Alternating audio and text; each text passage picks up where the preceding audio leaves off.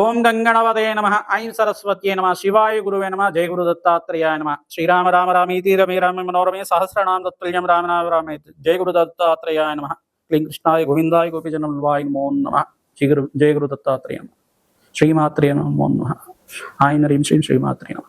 YouTube ప్రేక్షకులకు అందరికీ కూడా నమస్కారం అండి. నేను పాలపర్తి గున్నా శర్మ. ప్రధానంగా మీకంతా కూడా జ్యోతిష్య ఫలితాలంతా కూడా మాస ఫలితాలంతా కూడా విశ్లేషణ చేయడం జరుగుతుంది.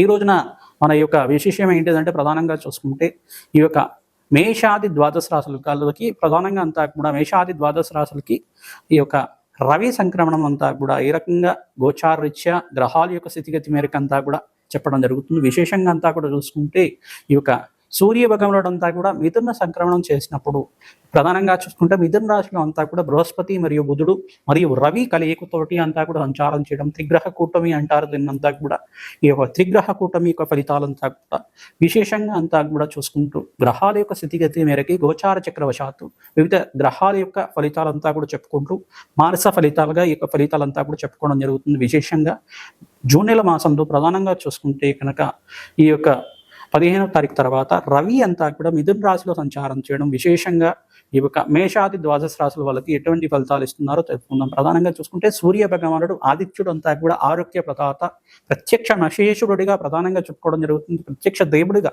ప్రత్యక్ష భగవానుడిగా అంతా కూడా దేవతా స్వరూపంగా ప్రతినిత్యం కూడా అందరూ కొలుస్తూ ఉంటారు. ఎవరైతే కనుక ప్రతినిత్యం కూడా ఓం సూర్యాయ నమః అర్కాయ నమః మిత్రాయ నమః బాణవే నమః పుషాయ నమః ప్రచండ తేజసే నమః సర్వలోక పితామహే నమః ఆదిత్యాయ నమః బాణవే నమః మిత్రాయ నమః ఇటువంటి నామాలతోటి ద్వాదశ నామాలతోటి నిత్యమంతా కూడా సూర్య భగవాన్ని కొలుస్తూ ఉంటారు. నిత్యమంతా కూడా సూర్య నమస్కారాలు చేసుకుంటూ ఉంటారు. వాళ్ళకంతా కూడా సంపూర్ణ సూర్యగ్రహ అనుగ్రహం అంతా కూడా లభిస్తూ ఉంటుంది. తద్వారా మీకు అంతా కూడా శరీర ఆరోగ్యం అంతా కూడా లభించి ఆత్మశక్తి ఆత్మశుద్ధి అంతా కూడా జరుగుతూ ఉంటుంది.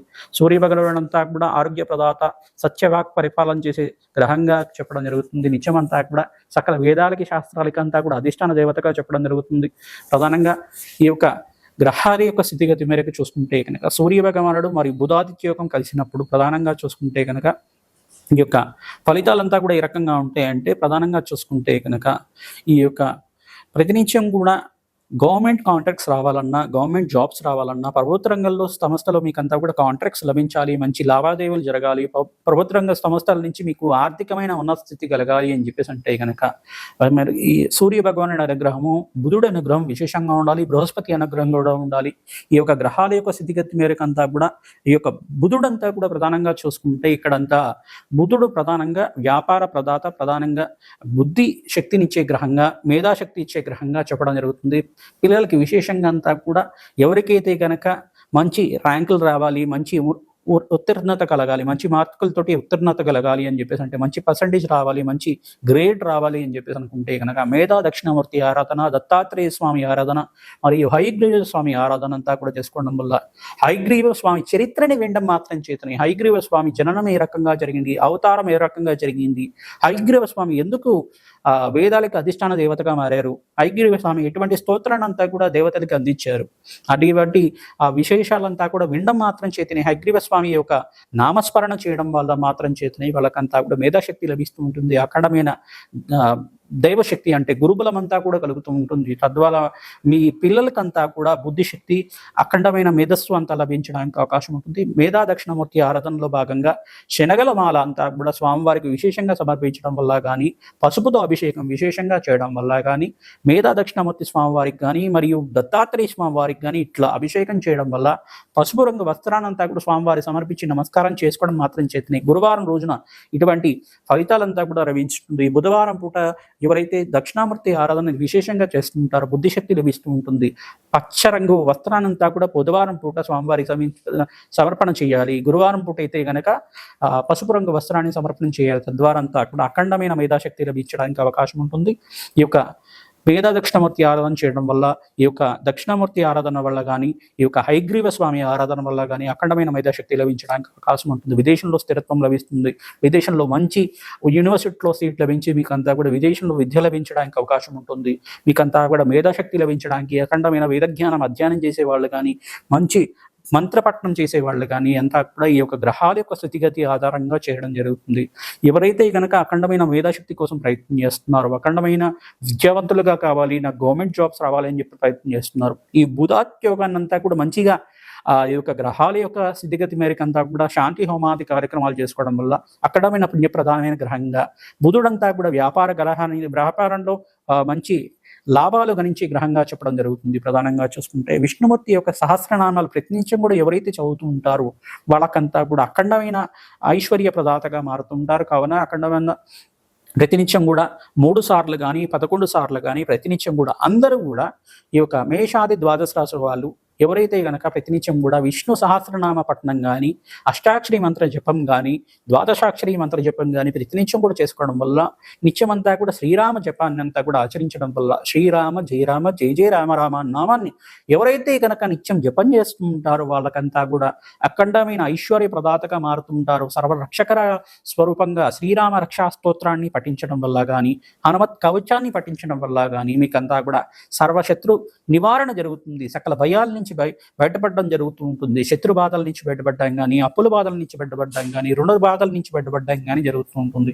ప్రతినిత్యం కూడా ఈ యొక్క గ్రహాల యొక్క స్థితిగతి అంతా కూడా గోచారరీత్యా గ్రహాలంతా కూడా ఏ రకంగా ఫలితాలు ఇస్తున్నాయి చూసుకుందాం. ప్రధానంగా చూసుకుంటే ఇక్కడ సూర్య భగవానుడు అంతా కూడా ఈ యొక్క వృషభ రాశి నుంచి మిథున రాశికి అంతా కూడా సంచారం చేయడం, మరియు బుధుడు బృహస్పతి మరియు రవి భగవానుడు అంతా కూడా సూర్య భగవానుడు కలియకతో మిథున రాశిలో సంచారం చేయడం, ఇక్కడ కర్కాటక రాశి నుంచి నిత్యస్థానం నుంచి బయటపడిన అంగారకుడు అంతా కూడా ఈ యొక్క 25వ తారీఖు తర్వాత, జూన్ నెల మాసం 25వ తారీఖు తర్వాత ఆ రోజున కేతు కలయికతోటి సింహరాశిలో సంచారం చేయడం, మరియు కుంభరాశిలో అంతా కూడా రాహు సంచారం చేయడం, మీనరాశిలో ఈ యొక్క శని భగవానుడు అంతా కూడా సంచారం చేయడం, మరియు ఇక్కడ మేషరాశిలో అంతా కూడా శుక్రుడు సంచారం చేయడం, ఇక్కడ రాహు కేతులంతా కూడా కాలసర్ప దోషంలో అంతా కూడా గ్రహస్థితి అంతా కూడా ఒక స్తంభంలో ఉండడం అనేది జరుగుతూ ఉంటుంది. ఈ యొక్క స్తంభంలో ఉన్నప్పుడు చూసుకుంటే కనుక గ్రహాల యొక్క స్థితిగతి ఏ రకంగా ఉంటాయి, మిశ్రమైన ఫలితాలు కొన్ని రాశుల వాళ్ళకి ఇస్తూ ఉంటాయి. ప్రధానంగా ఈ యొక్క స్థితి నుంచి బయటపడి, గ్రహదోషం నుంచి బయటపడి నివారణ చేసుకుంటే కనుక అఖండ రాజయోగము, ధనప్రాప్తి లభించడానికి, అఖండమైన వ్యాపారం అభివృద్ధి కలగడానికి అవకాశం ఉంటుంది. విదేశంలో స్థిరత్వం కోసం ప్రయత్నం చేసుకోవచ్చు. మంచి గవర్నమెంట్ కాంట్రాక్ట్స్ కోసం ఎవరైతే ప్రయత్నం చేసుకుంటారో మంచి గవర్నమెంట్ కాంట్రాక్ట్స్ లభించడానికి అవకాశం ఉంటుంది. విదేశంలో మీకు కూడా వేరు ప్రఖ్యాతులు లభించడానికి, కీర్తి ప్రతిష్టలు పెరగడానికి అవకాశం ఉంటుంది. ప్రధానంగా అందరికీ కూడా ఈ యొక్క నవగ్రహ శాంతి హోమాది కార్యక్రమాల్లో కానీ, ఈ యొక్క దత్తాత్రేయ హోమాది కార్యక్రమాల్లో కానీ ఎవరైతే పాల్గొంటూ ఉంటారో విశేషంగా అంతా కూడా లక్ష్మీ కుబేర హోమ శాంతి కార్యక్రమంలో పాల్గొనడం వల్ల అఖండమైన ఐశ్వర్య ప్రదాతగా మారుతూ ఉంటుంది. కావున గోమాత సేవ చేయండి. విశేషంగా ఎవరైతే కనుక గోమాత సేవ చేస్తూ ఉంటారో ప్రతినిత్యం కూడా తద్వారా అఖండమైన శుభ ఫలితాలు రావడానికి, అఖండమైన పుణ్యప్రాప్తి లభించడానికి ఆస్కారం ఉంటుంది. శ్రీకృష్ణ ఆలయంలో ప్రధానంగా ఎవరైతే కనుక శ్రీకృష్ణ పరమాత్మకి ప్రతినిత్యం కూడా ఈ యొక్క పుష్పాలంకరణ చేయడం కానీ, వస్త్రాలంకరణ చేయడం కానీ, స్వామివారికి అంతా కూడా వెన్నని నవనీతాన్ని అంతా కూడా నివేదన చేయడం వల్ల కానీ, స్వామివారికి పెరగన్నాన్ని నివేదన చేయడం వల్ల, దద్దోదనాన్ని నివేదన చేయడం వల్ల అఖండమైన పుణ్యప్రాప్తి లభిస్తూ ఉంటుంది. శ్రీకృష్ణాలయాన్ని దర్శనం మాత్రం చేతనే కోటి జన్మల పుణ్యప్రాప్తి లభిస్తూ ఉంటుంది. కావున ఎవరైనా కానీ శ్రీకృష్ణ పరమాత్మ యొక్క దర్శన భాగ్యం చేసుకోండి. ప్రతినిత్యం కూడా పుణ్యక్షేత్ర దర్శనం కానీ, ఈ యొక్క దేవాలయ ప్రాంగణంలో మీ ఇంటి దగ్గర ఉండే దేవాలయంలో శ్రీకృష్ణ దేవాలయాన్ని దర్శనం చేసుకొని 108 దర్శనాలు చేయడానికి ప్రయత్నం చేయండి. ప్రతినిత్యం కూడా గురువారం రోజున, శుక్రవారం రోజున, ఈ యొక్క ఆదివారం రోజున ఎవరైతే ప్రతినిత్యం కూడా చేస్తుంటారో అఖండమైన పుణ్యప్రాప్తి లభిస్తుంది. బీదవాళ్ళకి అన్నదానం చేయడానికి ప్రయత్నం చేయండి. గోమాత సేవల భాగంగా పచ్చిక, తెలకపిండి, గ్రాసాన్ని గోమాతకి సమర్పించడం వల్ల అఖండమైన పుణ్యప్రాప్తి లభిస్తుంది. మేషాది ద్వాదశ రాశుల వాళ్ళకి ఈ యొక్క రవి సంక్రమణము, బుధాదిత్య యోగము మరియు గురువు కలియిక, త్రిగ్రహ కూటమి కలియిక అంతా కూడా ఏ రకంగా విశేషంగా ఈ యొక్క మేషాది ద్వాదశ రాశుల వాళ్ళకి గ్రహాల యొక్క స్థితిగతి మేరకి గోచారరీత్య ఫలితాలంతా కూడా చెప్పడం జరుగుతుంది. కావున విశేషంగా ఈ ఫలితాలంతా కూడా చెప్పుకుందాం. మకర రాశి జాతకులకి రవి సంక్రమణలో భాగంగా ప్రధానంగా చూసుకుంటే ఈ యొక్క సూర్యగ్రహం అంతా కూడా ప్రధానంగా చూసుకుంటే సూర్యగ్రహము మిథున రాశిలో సంచారం చేయడం, ప్రధానంగా జూన్ నెల మాస ఫలితాల్లో భాగంగా సూర్యుడు, బుధుడు, బృహస్పతి సంచారం అంతా కూడా మిథున రాశిలో సంచారం చేస్తూ ఉంటారు. ఈ యొక్క ఫలితాల్లో భాగంగా గ్రహాల యొక్క స్థితిగతి మేరకి మకర రాశి ఫలితాలంతా కూడా చెప్పడం జరుగుతుంది. రాశి ఫలితాల్లో భాగంగా ఈ యొక్క మకర రాశి జాతకులకి ఏలినాటి శని ప్రభావం నుంచి బయటపడ్డారు. ప్రధానంగా విశేషించి ధనయోగం అంతా కూడా సిద్ధిస్తుంది. శ్రమతో కూడిన సంపాదన ఉంటుంది. అఖండ రాజయోగం అంతా కూడా ఈ మాసంలో యోగకరంగా ఉంటుంది.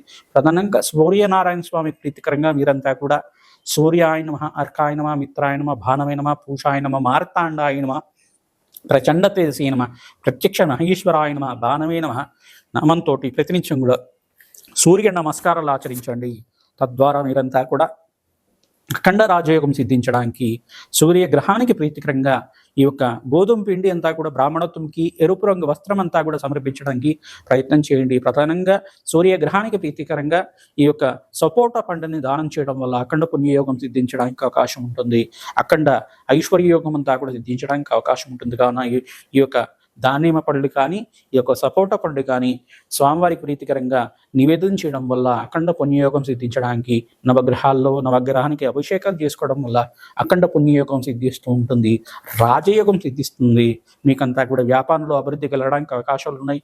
వ్యాపారంలో నష్టాలు కలిగిన వాళ్ళకి దాని నుంచి బయటపడడానికి ఈ యొక్క లక్ష్మీ కుబేర హోమ శాంతి కార్యక్రమంలో విశేషంగా తామర గింజలతోటి, తెల్ల ఆవాలతోటి మరియు విశేషంగా తామర పువ్వులతోటి, తేనెతోటి విశేషంగా యజ్ఞాతికరతులు ఆచరించిన వాళ్ళకి అఖండ పుణ్యయోగం అంతా కూడా సిద్ధిస్తుంది. కావున ఈ ఫలితాలంతా కూడా ఈ యొక్క మకర రాశి వాళ్ళకి పరిష్కారం చెప్తున్నాం. ప్రధానంగా నవగ్రహ శాంతి హోమాది కార్యక్రమంలో పాల్గొనండి. అఖండ పుణ్యయోగం సిద్ధిస్తుంది, రాజయోగం సిద్ధిస్తుంది. తద్వారా మంచి ఫలితాలు రావడించడానికి అవకాశం ఉంటాయి. జయ గురు దత్తాత్రేయ. మకర రాశి వాళ్ళకి విశేషంగా గోమాత సేవ ఆచరించిన వాళ్ళకి అఖండ పుణ్యయోగము, రాజయోగం సిద్ధించడానికి అవకాశం ఉంది. వ్యాపారస్తులు కూడా మంచి ఆర్థికంగా ఉన్నత స్థితి కలగడానికి అవకాశాలు ఉన్నాయి. వ్యవసాయదారులకు కూడా మంచి అవకాశాలు లభిస్తూ ఉంటాయి. ఐటీ రంగంలో వాళ్ళకు కూడా మంచి అవకాశాలు లభించడానికి అవకాశం ఉంది. ఈ మాసంలో విశేషంగా మహాలక్ష్మి ప్రీతికరంగా కుంకుమార్చన ఆచరించిన వాళ్ళకి అఖండ పుణ్యయోగం సిద్ధిస్తూ ఉంటుంది.